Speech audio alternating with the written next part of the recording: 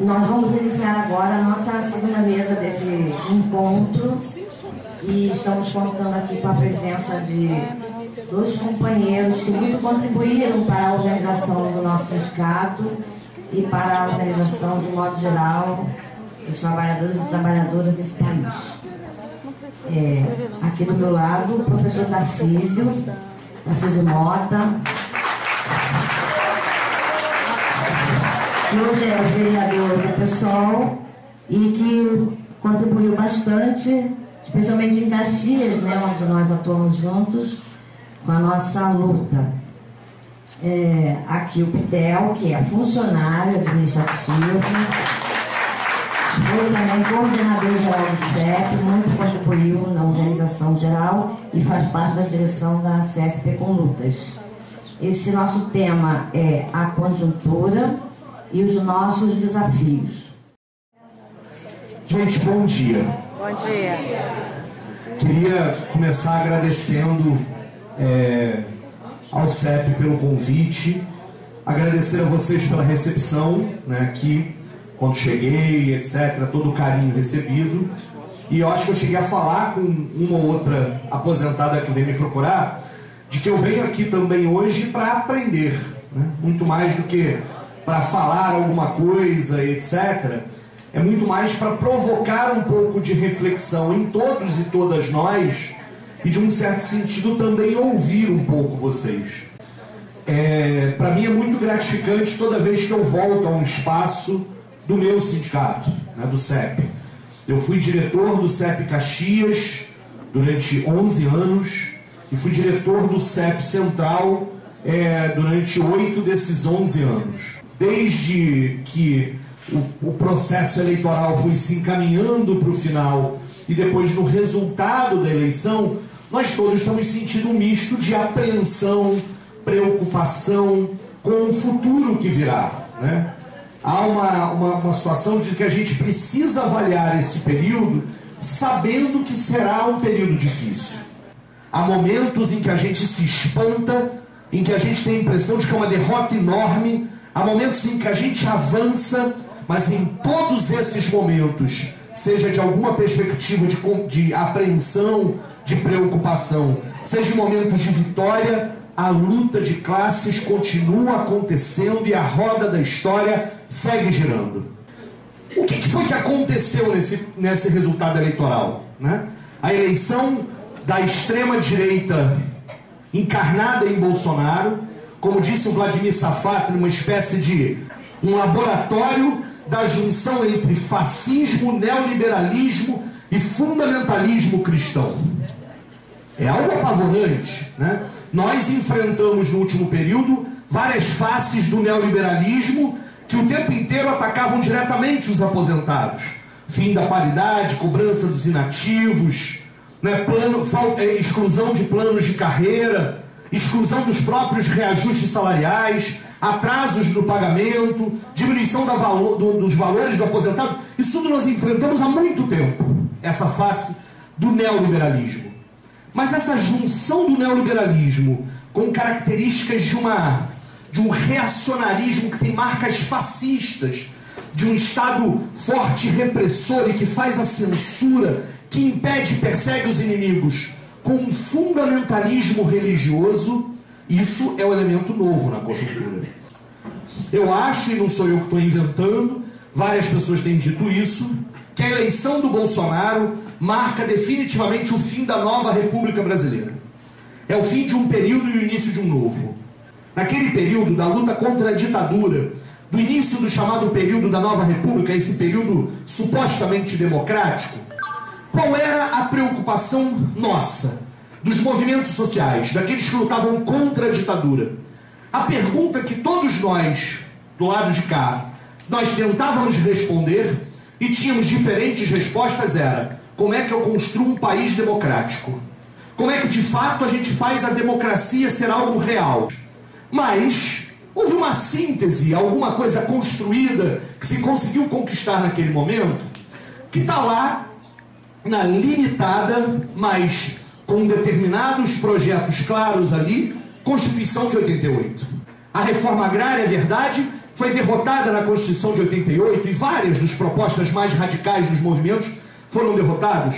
Mas na Constituição de 88 estava até a função social da propriedade. Ali era o fruto daquilo que os movimentos sociais conseguiram, e muitos dos movimentos que lá estavam queriam mais, mas ali estava parte daquilo que foi a possível síntese de um processo que era um processo de esperança para os movimentos sociais. Era um processo que também teve derrotas. A emenda das diretas a emenda Dante Oliveira foi derrotada. O primeiro presidente civil, o José Sarney, que de fato exerceu, era filhote da ditadura. Não era de fato um processo de só vitórias, mas havia para os movimentos sociais um processo de crescimento, de avanço do MST, da CUT, da UNE, das organizações de base, das comunidades eclesiais de base desde a década de 70, dos movimentos sociais. Mas acontece que não eram só os movimentos sociais que jogavam aquele jogo. Para o andar de cima, para os poderosos de sempre, para aqueles que tinham se fartado com a ditadura militar, para aqueles que tinham acumulado poder com a ditadura militar, a preocupação deles não era como é que eu torno o país democrático, era como é que, apesar da democracia, eu mantenho meus poderes e meus privilégios. Essa classe dominante foi muito bem sucedida nisso, porque ela blindou a democracia, impediu que a democracia fosse de fato uma democracia. No caso da educação, nós conhecemos muito bem. No lugar dos 10% do PIB para a educação, Fundef, Fundeb, recusa de aplicar o investimento da educação claramente sobre isso. No lugar de uma carreira para os profissionais da educação, para professores e funcionários unificada, que valorizasse a nossa categoria, sucateamento, falta de reajuste. E aí, beneficiando o quê? Ensino privado, os grandes negociadores da educação. Na saúde é a mesma coisa. No lugar de implantar um SUS com qualidade, o crescimento dos planos de saúde. No lugar da desmilitarização da segurança pública, a militarização constante. Como é que eles fizeram isso? De variadas maneiras. Uma delas, que era presente até recentemente, era da forma como se financiavam as eleições. Financiamento privado das eleições. Quando as pessoas em 2014 me falavam assim: o povo é burro, votou no Pezão e não em você. Eu falei: o povo não é burro. O Pezão tinha 45 milhões de reais em 2014 e que o fez ser eleito. Era 500 mil reais para gastar por dia numa eleição. Tinha muito dinheiro, que vinha de onde? Da Odebrecht, da OAS, dos planos de saúde. Desses que eu estou falando, que eram os privilegiados, que tinham um problema para eles, que era: como é que eu mantenho o meu poder num país que supostamente é democrático? Eles foram bem-sucedidos nisso. Foram bem-sucedidos no período do governo Fernando Henrique, que aplicou a cartilha neoliberal, privatizou, não regulamentou aquilo que poderiam ser conquistas importantes para a classe trabalhadora, apesar da classe trabalhadora seguir lutando. E também foram bem-sucedidos, mesmo que cedendo um pouco a mais, nos governos Lula e Dilma. Na medida em que, em nome da governabilidade, se abriu mão de fazer reforma agrária, reforma urbana, que no campo da educação fizeram o plano de desenvolvimento da educação, implantando o IDEB, a meritocracia, que expandiram o ensino superior público. Sim, é verdade, é importante. Sim, teve política de cotas, mas que ao mesmo tempo o crescimento exponencial do ensino privado via ProUni, transferindo renda para os grandes conglomerados da educação. Tem uma explicação que eu acho que é razoável, da gente continuar fazendo avaliações que podem ter divergências aqui. O governo, neste período do ciclo tucano e do ciclo petista, os dois ciclos da nova república, o que estava fazendo a força era para o centro. Fernando Henrique pega a direita, a UDR, as organizações que agora voltaram a ser muito mais poderosas, e trouxe essas organizações para o centro. Aplicou uma cartilha neoliberal se pintando de social-democrata. Da mesma forma, o ciclo petista trouxe esses movimentos, MST, CUT, UNE, e até a nossa CNTE, que nós do CEP nos desfiliamos, para o centro. Tirou parte da radicalidade que esses movimentos sociais tinham. Isso não é uma questão proposital ou que faça com que a gente jogue fora tudo, mas a gente precisa reconhecer isso. Só que isso gerou, nesses 2 ciclos, uma inclusão pelo consumo e não uma inclusão pelos direitos. Gerou uma inclusão pelo consumo importante, há uma elevação da renda, a gente não precisa negar isso, mas que tinha limites, que tinha contradições muito importantes, porque não mexiam nas estruturas desiguais históricas.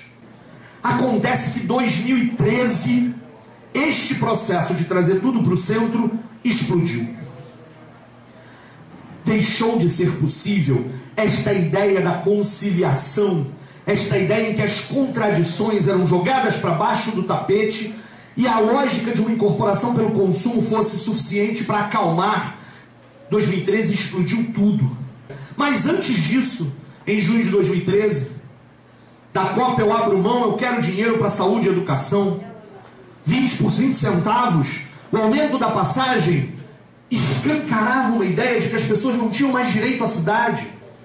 As pessoas iam para as ruas, eram aquelas pessoas que de alguma forma perceberam que só o aumento do consumo não garantia direitos, que o plano de saúde pago a duras penas não garantia a saúde pública, que até mesmo a escola particular que pagava agora para os filhos não era melhor do que a escola pública. Nossa, e o discurso sempre dizia o contrário. Por isso vamos para a rua, por isso muita gente foi para a rua. Só que em 2013, qual foi a resposta feita em 2013? Repressão, repressão, repressão, repressão, repressão. Não se deu nenhuma resposta a 2013. Quero dizer que, nisso que eu falava lá no início, havia um projeto de país dos movimentos sociais, de direitos, e havia um projeto de país dos dominantes, que era a manutenção dos privilégios naquele contexto. O golpe, o impeachment sobre a Dilma tinha um sentido oposto ao de 2013. Mas ele se alimentava de um mesmo sentido de frustração presente na sociedade brasileira. De um sentido de frustração de que as coisas não estavam dando certo. A direita conseguiu pegar o tema da corrupção e tornar este o seu tema central. O que nos leva à eleição, a este contexto, que saiu do golpe à eleição de 2018. Se lá no início da nova república, o grande tema, que era uma questão fundamental para os movimentos sociais, para os trabalhadores, e um problema para a classe dominante, era a democracia. Como é que eu faço um país democrático? E para a classe dominante, como é que eu mantenho meus privilégios numa democracia? Agora, em 2018, a pergunta que tomou conta da sociedade brasileira era: como é que eu acabo com a corrupção? Se criou um pânico moral, onde se colocava nas costas de uma suposta esquerda a culpa por todos os males da sociedade. E aí a esquerda pegava todo mundo. De quem era de fato comunista, aqueles estavam chamando de comunista e nunca foi comunista. Mas a campanha do Bolsonaro, usando todos esses mecanismos de caixa 2, subterrâneos, etc., foi capaz de incorporar a ideia de mudança. E o Bolsonaro não representa mudança nenhuma. Essa frustração continuará acontecendo. A gente precisa perceber este elemento. Nós viveremos tempos muito difíceis, onde nossa organização coletiva será fundamental. E aí o CEP precisa manter a posição que tem de ser o principal instrumento de contra-hegemonia no estado do Rio de Janeiro. Construir a mais ampla unidade possível na resistência aos ataques que virão. Porque eles virão. Os professores, os educadores, os profissionais de educação são o primeiro alvo. Por quê? Porque nós fomos a linha de frente do combate ao neoliberalismo nas últimas décadas. De onde vieram as maiores greves que pudessem ter algum caráter nacional? São greves em vários estados ao longo dos últimos anos. E não no Brasil apenas, na América Latina, até nos Estados Unidos. Sabem que a nossa categoria é fundamental em qualquer possibilidade de resistência. Por isso nos atacam na nossa essência. Nós, trabalhadores socialistas, já enfrentamos regimes fascistas antes. Safatri, para citar mais uma vez, encerrando com isso, eles acham que nos derrotaram. Eles acham que a gente não vai conseguir se levantar, mas nós somos um muro intransponível. Nós somos um muro intransponível porque não estamos na luta por alguma razão oportunista, individual, ou uma sede de poder, ou uma sede de riqueza. Nenhum de nós está na luta, é filiado ao sindicato por algum tipo de vantagem pessoal. Nós estamos na luta porque acreditamos nela, porque damos a vida por ela. Por isso, uma derrota que pareça derrota eleitoral como essa, não é a derrota final para nós, porque as eleições nunca foram um fim em si mesmos. Nossos sonhos não cabem nas urnas, nossos sonhos estão nas lutas, estão nas ruas, na defesa dos princípios que nos mantêm em pé. E cada vez mais será importante voltar a ser educador, a ensinar as pessoas de forma didática, pedagógica, sem nenhuma arrogância, a importância da luta dos trabalhadores ao longo da história. Desse ponto de vista, vocês, aposentadas e aposentados, são decisivos, são a memória dessas lutas que hoje alimentarão nossa resistência. Só a luta muda a vida, seguimos juntos.